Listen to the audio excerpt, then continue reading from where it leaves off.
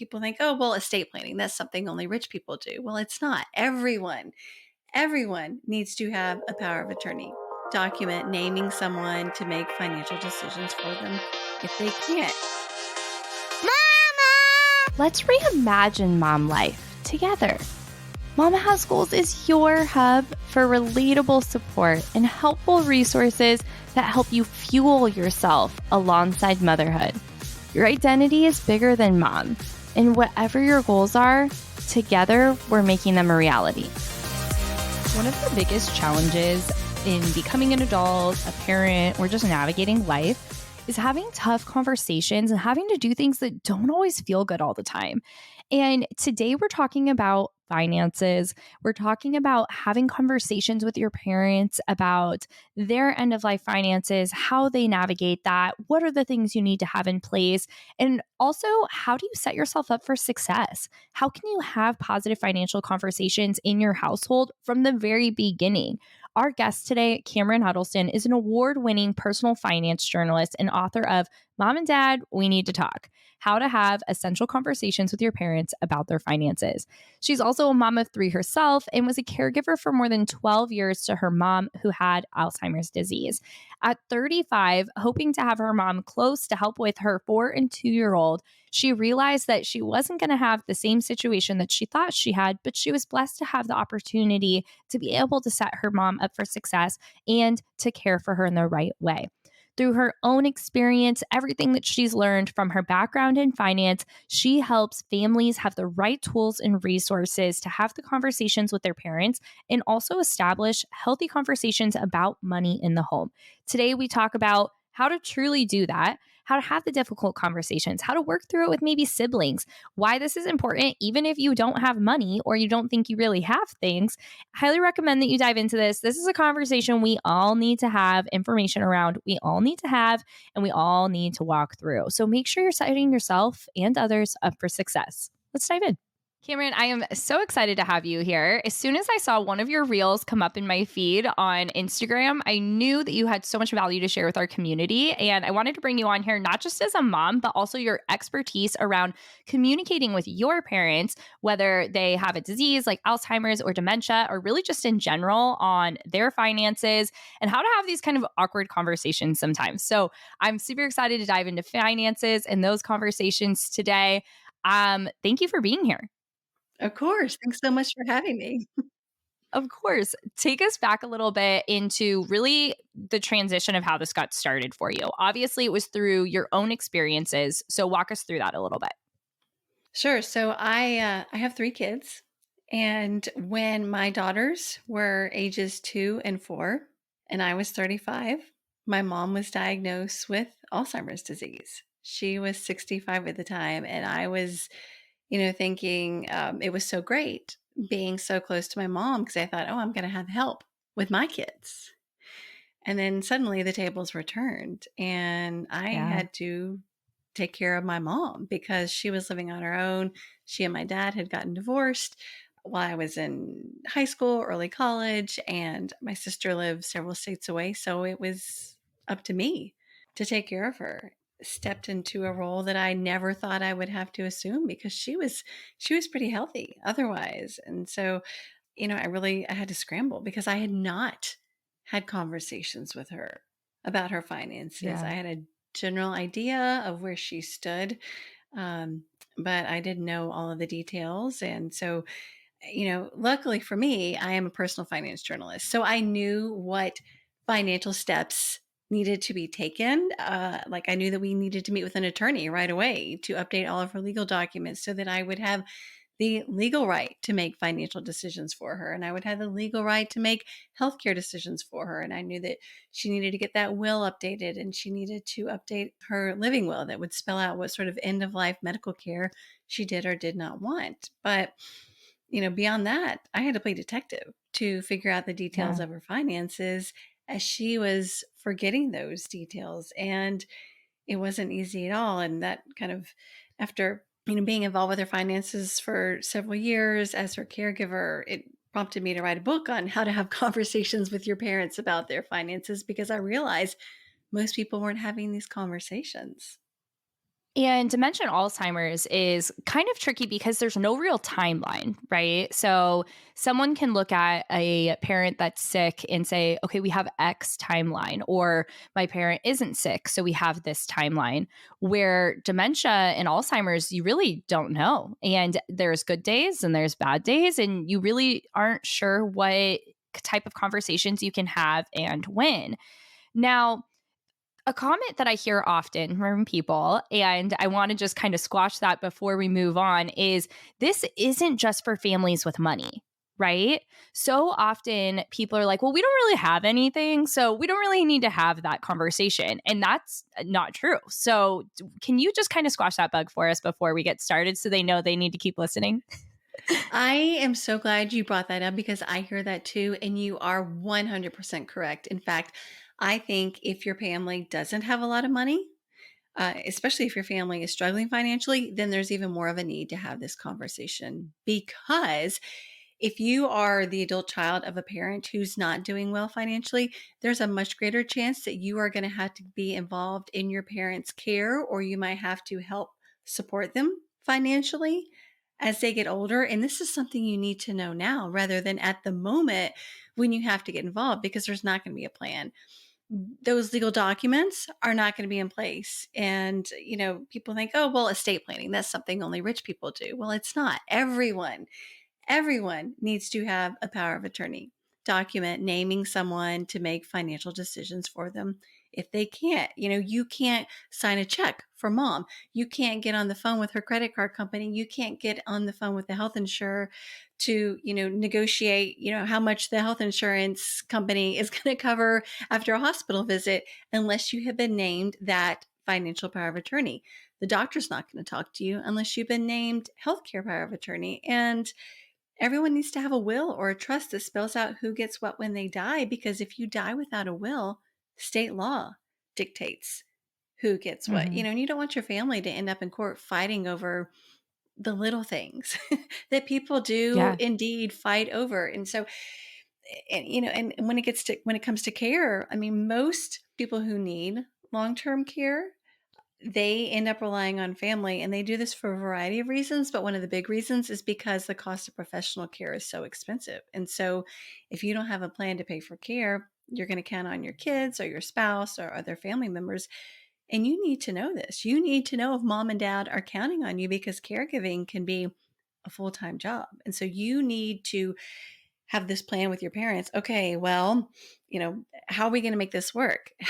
Can you look into finding, some ways to pay for care if you need it? If you're counting on me entirely, you might have to move into my house because I've got my own kids to take care of. These conversations need to Yeah. happen so that there's a plan. If you just wait until that moment when there's that Alzheimer's diagnosis or there's a stroke or whatever, then you're going to run into so many issues. And to be honest, it can be even more expensive, because let's go back to that financial power of attorney thing. So you haven't been named power of attorney for mom. She's in the hospital. She's had a stroke, and you need to make sure the bills are getting paid, but the bank's not going to talk to you because you're not power of attorney. Then you have to go through the court system to be named conservator or guardian. And this can take several months. You have to hire an attorney for yourself, your parent, because you're essentially putting your parent on trial to prove that your parent's no longer competent. I mean, this could cost you thousands of dollars. And, the medical bills are, racking up, and someone's got to pay the bills. And so, I know someone who found himself in this situation and spent $10,000 going through that legal process and $25,000 out of pocket covering his dad's medical bills until he could get access to his dad's bank account. How many of us have that kind of money just lying around? But these problems can be Yeah. avoided if you have these conversations. You make sure the legal documents are in place, and you have a plan for if your parents need care. Yeah, so you could incur additional cost by not doing things the right way. Mhm. And you also have that emotional toll, right? Like taking your family member to court, no one wants to do that. That just puts a whole new barrier onto everything that you're trying to do and support your loved one. Now, I think it's always helpful you have some sort of script, right, to get this started. And so, one way to do that would be like, hey, I was listening to this podcast and I heard that we should have a conversation about this. But what are some of the things that you recommend to really just start the conversation? And I'd love for if you could give us two, one for the family member that has like a pretty open relationship and that this might be a little bit easier with, and maybe one that you don't have the best relationship with, but you know that you could find yourself in this situation.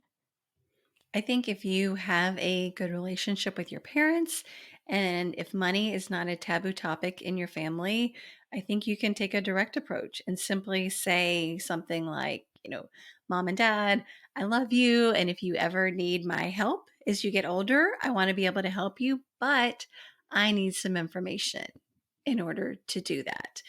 And then just keep the conversation going from there, letting them know what sort of information you need. Do you have estate planning documents? Do you have a plan to pay for long-term care? What's retirement going to look like for you? Are you planning on staying in this house? Are you going to downsize? If you think that your parents are going to be reluctant to have this conversation, one way you can do this, and this works really well if you are still relatively young in your 20s, your 30s, you're just starting out, maybe you had kids of your own, or maybe you just got married, ask your parents for advice, for financial advice, because this avoids that role reversal that makes these conversations so awkward. So you say something like, hey, I just got married. Do you think I need to have life insurance now? And should I have a will? And your parents' answers are going to give you clues about what sort of planning they've done. They might say, oh, yeah, a will. We never got around to doing that. Or they might say, yes, we have a will and we have this and that and that. And you say, oh, great. Where are those documents? Where can I find them if I need it? And how do I make sure how can I get my own estate planning documents? Or life insurance, like how much life insurance do you think I should get? What type of life insurance should I get? And so you listen to their answers and then you ask them more questions. And this is not a conversation that happens just for an hour on one day. This is a series of Yeah. conversations. You want to keep that conversation going, and it can take a while. And if your parents are especially reluctant, you're going to have to try a variety of approaches. Maybe it's not asking them questions about financial matters. Maybe it's talking to them about scams that you've heard about, because we can all be targeted by Mm. scammers. It's a really easy way to introduce the idea of talking about money. Hey, I just got this call from someone claiming to be with the IRS and they said I owed money. Do you know this is a scam, Mom and Dad? Or maybe you send them an article that you read about a scam, or maybe you bring up that podcast that you listen to. But you might have to try a lot of different approaches until they finally get comfortable opening up to you. Yeah. And those scams are tricky. I've had people go to my parents say that I'm going to be sued and they're going to have to claim me and all these things. But teaching your parents to look for a couple things, like, are they using your maiden name? Are they using different information? And also just like tell them to always call you first. Like, before you ever do anything, hang up the phone and call me. Now, I feel like one of the biggest hurdles in any of these conversations is siblings, because you're not maybe the only child. Can you talk a little bit about how to navigate that in the situation that you're maybe all equal, or that you truly maybe are the one that should be named the person in charge? So you're right. The conversations with siblings can sometimes be even more difficult than the conversations with parents. And I encourage people to talk to their siblings before talking to mom and dad. So you call a family meeting and you say, hey, let's, get together for lunch, or let's, if you live in different cities, you might have to get on Zoom or FaceTime. And you say, look, I've been thinking about mom and dad, and I think it would be a good idea if we had a conversation with them about their finances to see where they stand, what sort of role they might expect us to play in their finances as they get older. Maybe we can get some questions answered about their estate planning documents, their long-term care plan. And so you call this meeting, you let your siblings know you want to talk, and then you give your siblings an opportunity to talk. You shouldn't be controlling the whole conversation. You let's say, what do you think about this? What do you think about this? When would be a good time to talk to them? Do you think all of us should be talking to them? Or maybe it's just one of us. And so everyone gets a say. Certainly, if you have siblings who might sabotage the conversation, perhaps, they have their own financial issues. They've had run ins with the law. There are substance abuse issues or serious mental health issues. you should think twice before inviting that sibling into the conversation if it's going to only create problems. But, if you and your siblings are just not super tight, that doesn't mean that you should exclude them for the conversation. You have to say, let's put our differences aside. We're here to talk about mom and dad. And so you come up with this plan of who's going to start the conversation, when you're going to have the conversation. And I think it's a good idea during that conversation with your siblings to kind of hash out what roles you think you might be willing to play Mm. so that when you go to your parents, you're going to them as this united force. We've been talking. We want to be able to help you if you ever need help, or I'm willing to do this and my sister's willing to do that. Of course, at the end of the day, it's up to your parents to decide, which child they want to be the power of attorney, the healthcare proxy, the executor for the will. But just letting your parents know that you are in agreement, because oftentimes adults don't want to have these conversations with their children because they're afraid it's going to lead to fighting among the kids. And so if they Yeah. see that you've kind of come together and that you are in at least some sort of agreement, it's going to make it easier for them to open up to you. But definitely try to talk to your siblings. If you've got siblings who don't want to participate, say, you know what, that's okay. We'll just keep you updated and let you know how the conversation went with mom and dad. But at least give them an opportunity to participate if they want to.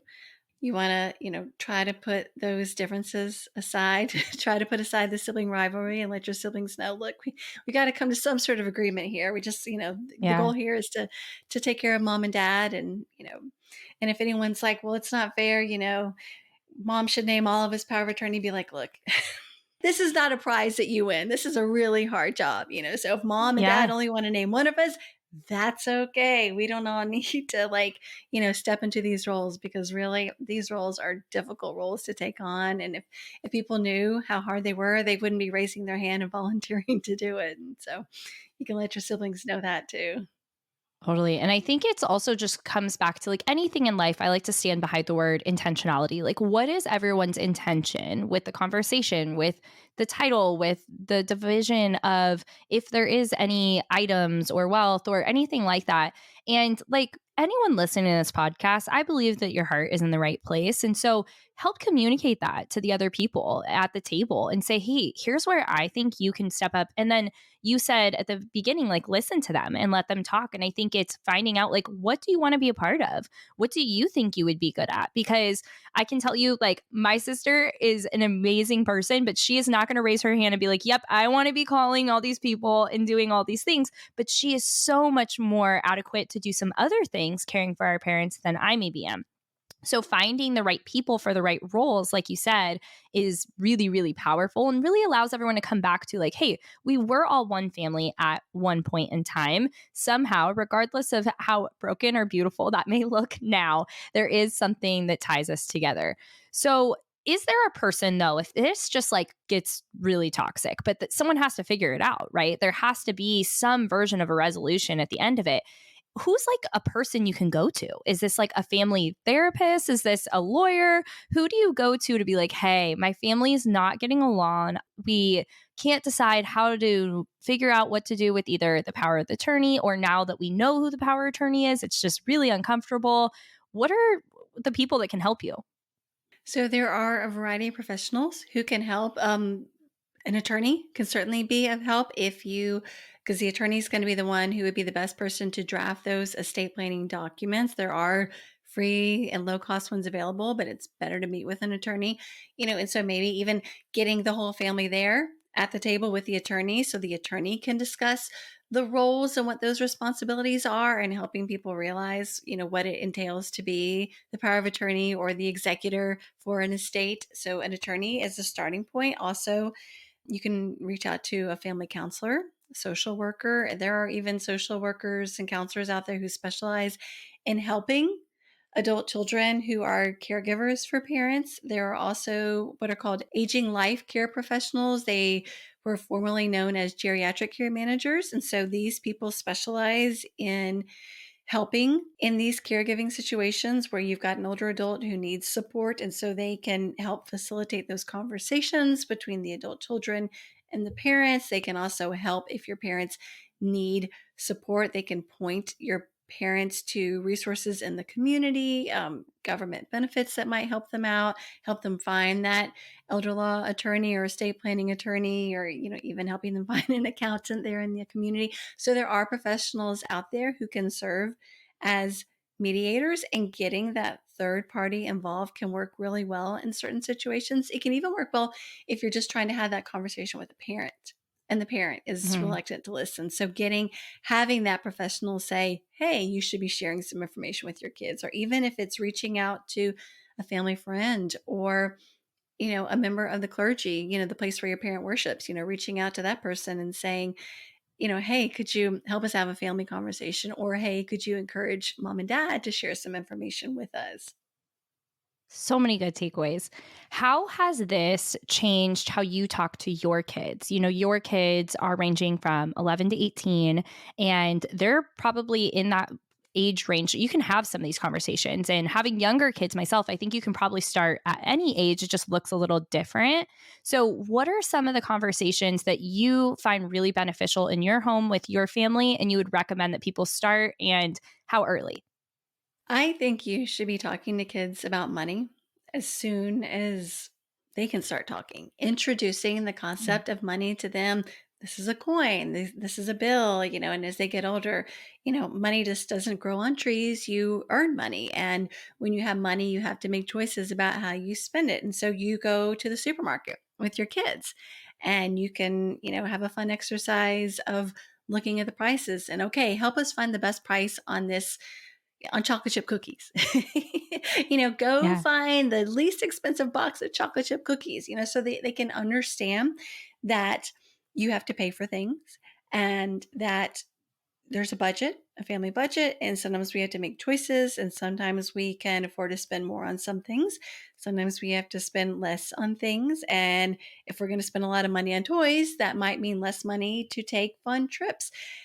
These are the conversations that I've had with my kids since they were little. Of course, as they get older, the conversations get a little bit more complicated, like talking about college and paying for college, or talking about credit cards and debt, or how to even be responsible with that debit card that's linked to the bank account so that they don't lose Mhm. the debit card. And do you get a phone, and how much, you know, car insurance, that sort of thing. I think conversations about money with kids should be happening all the time. And you don't have to, just set them down and say, okay, today we're going to go over this. They can happen organically. Like I said, at the supermarket, at the dinner table, when you're planning a trip, getting them involved and saying, okay, let me just show you. If we want to go here, it's going to cost this much. If we want to go here, it's going to cost that much. I think we're going to go here because it fits within our budget. And so Mhm. the more you talk about money, first of all, the smarter it's going to make your kids about financial matters, and they're going to become financially savvy adults. But it's going to make it easier as they get older, because when those big money issues come up, it's already going to be part of your regular dialogue. And so talking about college cost or buying a car isn't going to come out of the blue for them. And they're not going to be like, well, wait, I don't understand. Why can't I get the car I want? Money's no problem in our household. You always get us what we want. Well, if you've never had conversations about money, of course they're going to be surprised when you say, I'm sorry, you're not getting a BMW for your 16th birthday. It's going to be that used Camry. Um, and so I do think it's important to start at a young age and make it part of your everyday conversations. Yeah. And just like any education, it's hard to teach something that you weren't taught, right? Like whether it's parenting techniques, it's financial literacy. So, what are some of the things that you really recommend that people educate themselves on to make sure that they can show up as a parent, whether their kids 2 or their kids 18? Is it opening a bank account, co signing on a credit card? Like, are there platforms? Are there actual tangible actions you should be taking that you believe, like, hey, as a parent, like these are like the top 3 that you should really set your kids up for success with? Well, I do think it's important to start by educating yourself. If you're not financially savvy, which a lot of us are not because we weren't taught this in school and it wasn't taught to us by our parents, get online. There are plenty of resources out there. Just look for a reputable source. I'm talking, something like if you go to whatever news organization you like. Let's say it's CNN. CNN has plenty of articles related to money and personal finance. Maybe you want to go to something that is personal finance specific, like Kiplinger's personal finance, kiplinger.com, or a nerd wallet, or, even your bank is going to have Mhm. information on its website. You might be getting emails from your bank about, related to financial education. And so choose a reputable source for starters so that you can educate yourself. I think really the most important issue that families should be discussing is needs versus wants, because it is so easy to get caught up with trying to keep up with the Joneses. And your kids, once they are in school, they're going to look around and see what other kids have. And they're going to come home and they're going to start asking for things. My friend Paige has an Apple Watch. Why can't I have an Apple Watch? My friend Sam has, whatever, a new gaming system, whatever the most popular one is at the time. Why can't I have a new Nintendo or a new PlayStation? You're going to get these questions all the time from your Mhm. kids. And the sooner you start introducing them to the concept of needs versus wants, and that your family has a budget and that spending has to be aligned with what you value. If you value travel, then you tell your kids, and this is something I tell my kids, hey, we love to take fun trips. So if we spend all our money buying you a bunch of Lego sets, then we can't take cool trips. Yeah. You really want this, but we need to pay for electricity. We need to pay for groceries this month.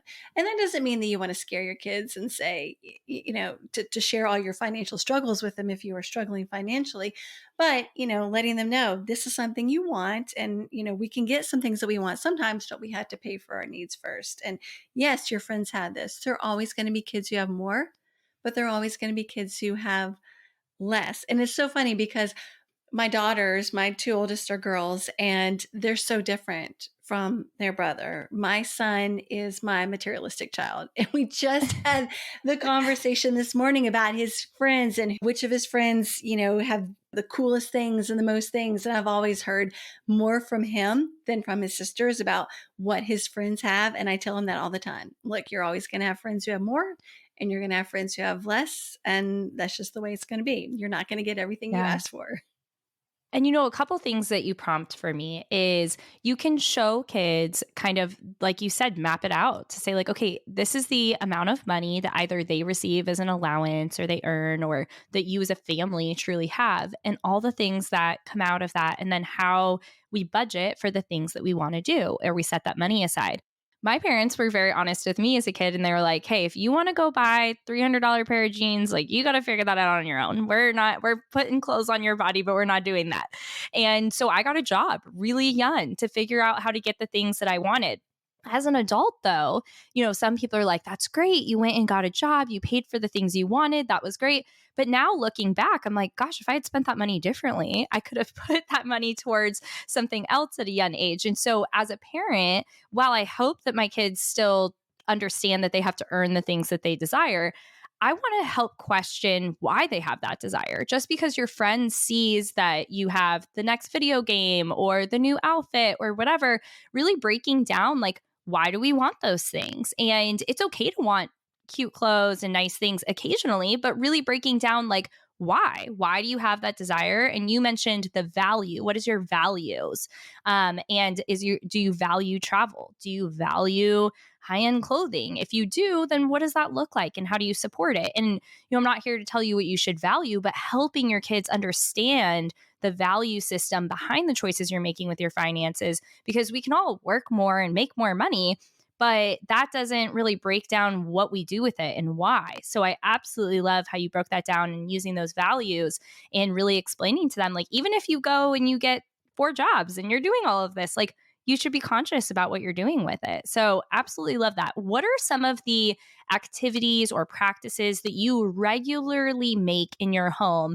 Maybe it's conversations at the dinner table, or it's a family bill night, or anything like that that sets you and your partner up for success, or you and your kids, especially now that they're really spending and seeing money in a different way as young adults. So with my kids, Like what you said about having to earn money. So my kids have to earn money. They are not just given money. There are certain things around the house that they are expected to do because they are part of our household. And so they don't get paid for those things.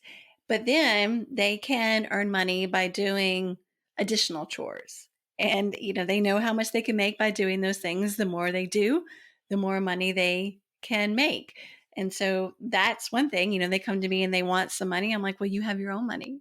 So if you really Yeah. want this, then you can buy it. And then it's interesting how quickly they'll change their tune. Oh, okay. So you want me to use my money?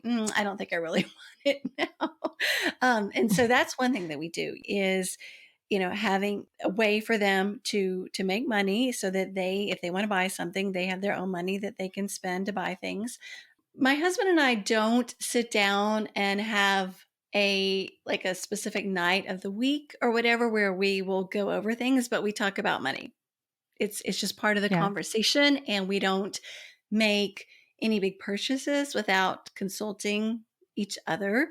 I think we've been together for so long, and we have a system that's set up where, most of our bills are paid automatically, so there are not any surprises there. If we get bills in the mail that aren't being set up to be paid automatically, there's a conversation about that. Typically, if it's a medical bill, he's going to pay it for it because he's got a health savings account through work. And so I'm like, hey, medical bill, you need to make sure this is paid. Yeah.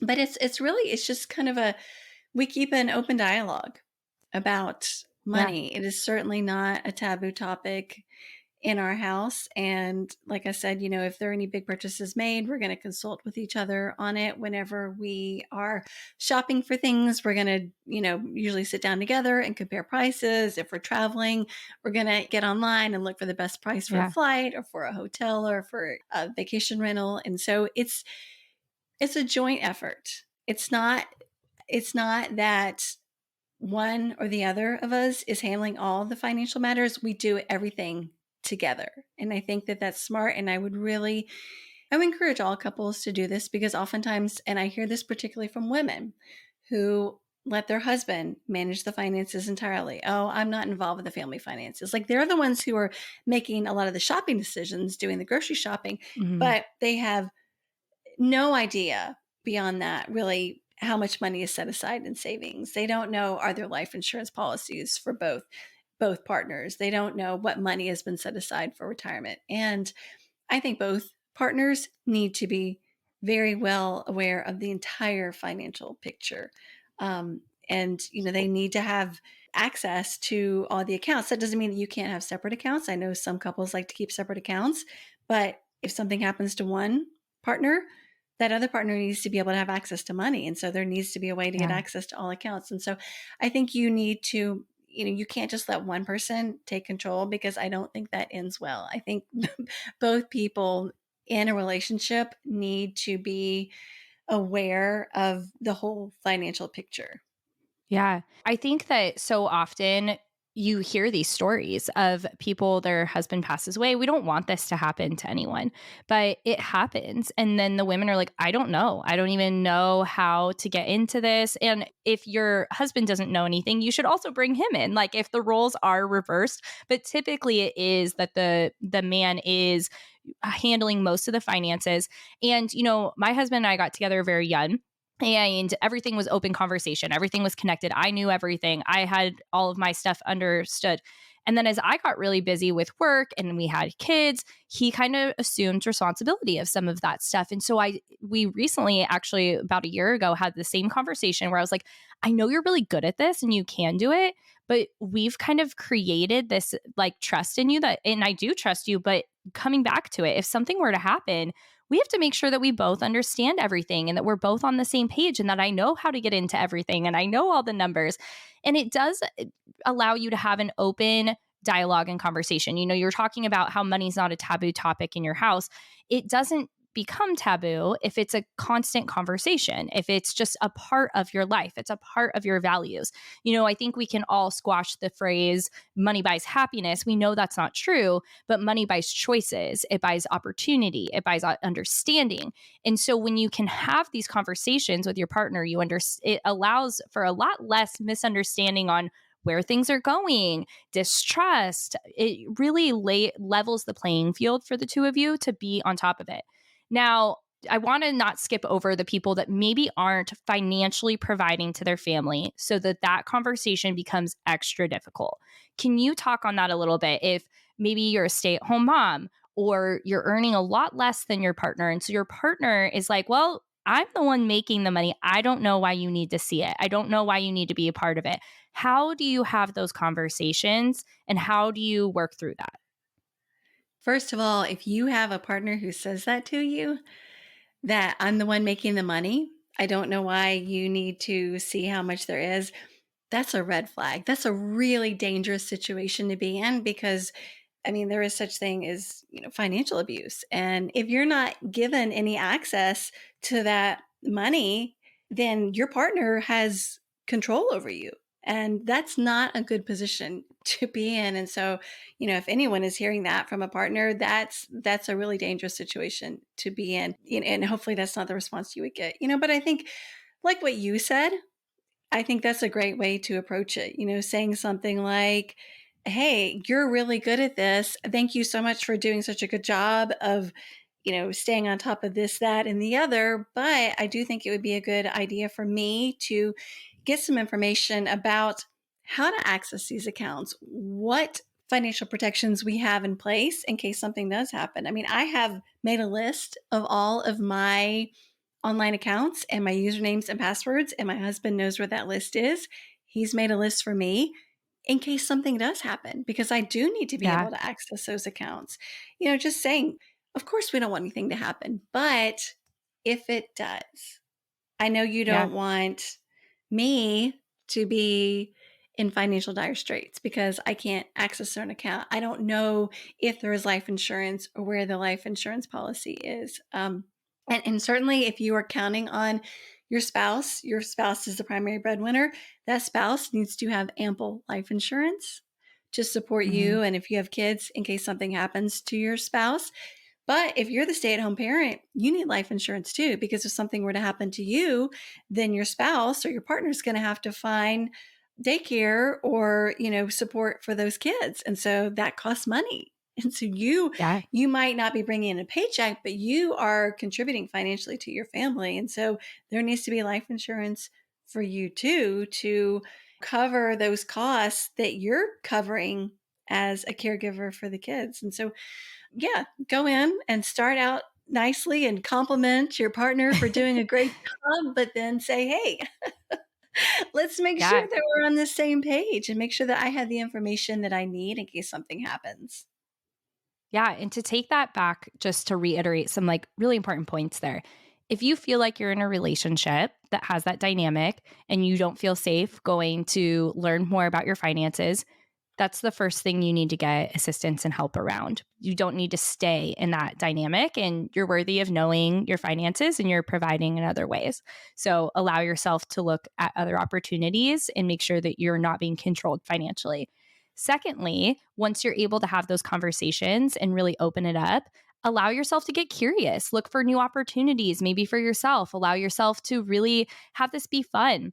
And then just logistically, you mentioned sharing the passwords. I'm a big fan of LastPass. It's a platform that you can use on your web browser or your phone so you can share passwords and update them. And so if I update a password that my husband and I both share, it updates it in the same place so that we can access it all the same time. It's secure. So I highly recommend looking into that so that you can share things that way, and you can share also for business owners. This is great if you have team members or if you want to share certain passwords with your kids. You can create like a family account in LastPass. So highly recommend looking into that for like an actual resource and really just like knowing about your finances.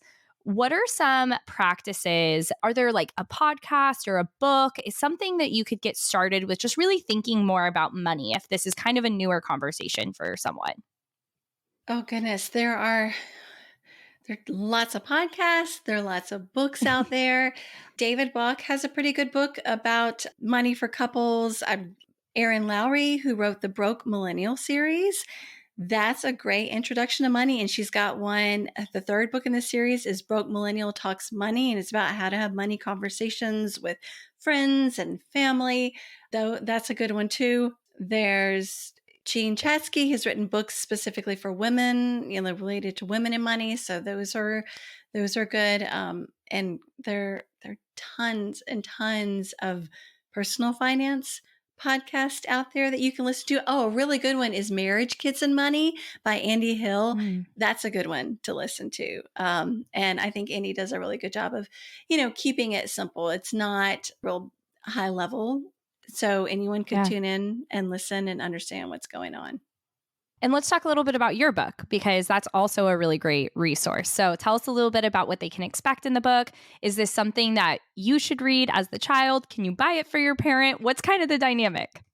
So my book is Mom and Dad, We Need to Talk: How to Have Essential Conversations with Your Parents About Their Finances. And it's a guide to having those sometimes awkward conversations with your parents. I include a variety of conversation starters. I do talk about how to have the conversation with siblings. I talk about all the various topics you need to discuss with your parents, everything from estate planning documents to long-term care planning, scams, when it's time to move. And then my final chapter covers paying it forward, having the conversation with your own kids about your finances. And so I use very simple language. I explain every financial and legal term that you need to understand. I've got real life stories in there as examples. I use my own story a lot as an example, and I've got interviews with lots and lots of experts. And so I think it's a pretty easy book to understand. It's available, wherever you want to get a book, on Amazon, or if you want to, ask your independent bookseller if they don't happen to have it in stock, maybe they'll order it for you. That's certainly a resource. I do have a couple of free resources on my website, which is CameronHuddleston.com. I have an in case of emergency organizer that you could Mm, download and print out, give to your parents, because a lot of times your parents might not want to tell you the details of their finances, but they're willing to write them down. And so you can say, hey, mom and dad, can you fill this out and put it someplace safe and tell me how to access it if there's an emergency? You can use it for yourself so that both you and your spouse fill it out and you store it someplace safe. So it's, got a list of all those accounts and important information like your social security yeah. number and your driver's license number and your health insurance policy number. But you can use the book for yourself. You can I know people who've bought it and given it to parents and just said, hey, read this and then come talk to me. So people have Yeah. done it that way too. Whatever you feel most comfortable doing. That's amazing. I can't wait to look at that free printable and get the book myself. I know it'll provide so much value. And like you said, even if you're not in this situation with your own parents, we should set our own kids up for success, right? So this is a generational thing, a generational opportunity to make things better for the next generation. What are some of the things that you're currently excited about? What are some of the goals you're working on? You've been able to take a really hard situation and now provide value to so many other families, so many other people. But now what's going on? What are you excited about? We were talking about before we pushed record that I'm in a different season of motherhood than you are. And your kids are bringing new opportunities, new challenges, but a little more independence. And so, what is Cameron up to behind all the scenes these days? Well, I tell you what I'm really excited about. After my book was released, I got a call from someone who was creating a company called Careful, two L's in Careful. And they said, hey, we heard you on a podcast talking about your book, and we're creating this new service that will help both older adults and their financial caregivers. It's an account monitoring service. And they said, hey, do you want to come join our team? And so I did. And so I've been working for Careful for full time for almost 2 years and for a total of 3 years because I was kind of working part time at first. And I am their director of education. So I write a lot of articles for Careful. I do webinars and speaking for them. And as I mentioned, It's a digital platform that you can link to bank, credit card, investing accounts. There's 24/7 monitoring, and it's like way beyond that monitoring that you would get with like your bank or credit card. I mean, we're looking for Wow. all sorts of signs of unusual transactions, fraud, mistakes that are common to older adults. And care you can, if you're the older adult, you can sign up. If you are a financial caregiver for a parent or a loved one, you can sign up for them so that you can get the monitoring. There's identity monitoring, credit monitoring, there's a vault, there's even a password manager like you mentioned, like Oh, LastPass, nice. so that you can, securely generate and store passwords, share them with your trusted contacts. So I'm certainly excited about that.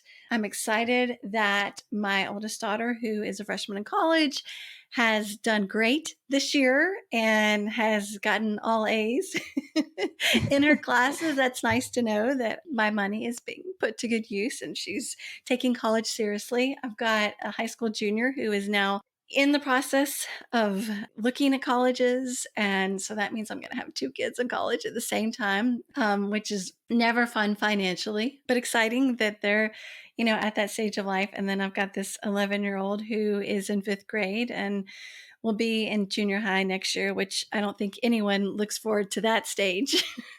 Yeah. you're you're Yeah. you're a long way off from that, but junior high, that'll be 3 rough years that I'm gonna have to survive through, but we'll make it. Yeah.